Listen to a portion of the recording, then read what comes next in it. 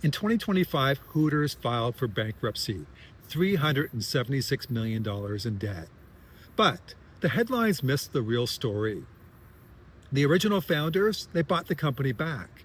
And once they had it back, the first thing that Neil Kiefer, the man in charge, cared about, it wasn't the money, the board, or the debt. It was one tiny detail nobody else had even noticed. And it'll break your heart once you hear it.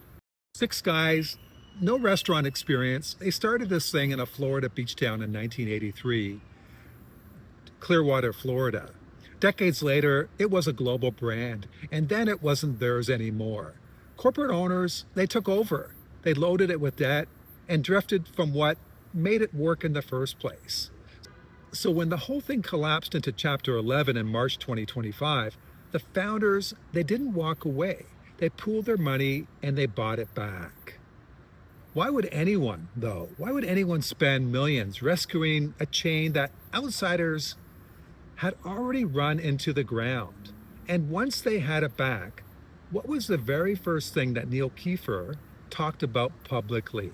Stick around, because later I'll break down the exact playbook for handing control of something you built to someone else and watching them change it. Really, the hardest part of walking away isn't the money. It's watching, I guess, someone else drive the car into a ditch and you're not being allowed to grab the wheel. In this case, the founders, they fought for it and they closed the deal. Here's what Kiefer said on record when they took back control. For many years now, the Hooters brand has been owned by private equity firms and other groups with no history or experience with the Hooters brand. That's a founder naming the exact problem out loud. Selling didn't protect what he cared about. It just handed the decisions to someone else. He had to watch, powerless, while his own company got worse, one choice at a time.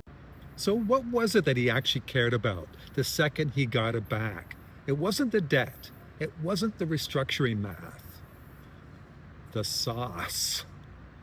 When the Founders Group took over the 110 plus locations they acquired out of bankruptcy, they discovered something nobody in charge had caught in 20 years.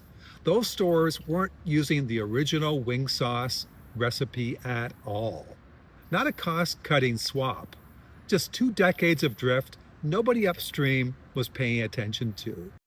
I'd say that's the real lesson here, and it's not about restaurants. The small, unglamorous details are the first thing to slip the moment the people running something don't actually love it enough to check. Not the big pivots. The sauce. The one thing the only person who built it would even think to verify. 3 rules here to think about. First, I'd say separate your money from your culture plan. And care, it doesn't transfer in a signature. And third, I'd say recognize what you can never unown. Even after you leave, people still connect your name to what you built. I guess since the deal closed, the Founders Group, now original Hooters, they took over 140 of the chain's 198 US locations. They fixed the sauce. They brought back the classic look. And here's the part that tells you everything. They're deliberately not rushing to grow. Leadership says the plan is to first stabilize and rebuild trust first, not sign new franchisees just to collect fees. This April, the brand, they marked its 43rd anniversary by leaning back into the original 1983 identity. Instead of chasing what's trendy, he didn't come back, and I mean Neil Kiefer, he didn't come back to flip it for a quick profit. He came back to, I'd say, make it feel like his again. That's not a business decision. To me, that's identity. So I never built a restaurant chain, but I know what it feels like to pour years into something and wonder if it survives without you. If you're building toward an exit, or you've already handed control to someone else, don't wait until they rewrite your history to ask what matters. The money handles what you did yesterday, but you're the one who protects what happens tomorrow. Get the free book After the Exit. It's linked below. I wrote it with some, I think, detailed stories that, connect to the same idea what the Hooters founders have gone through. And tell me in the comments also if you handed off what you built tomorrow, what's the one detail, your version of the sauce, the Hooters sauce, that you'd be most afraid that they'd get wrong?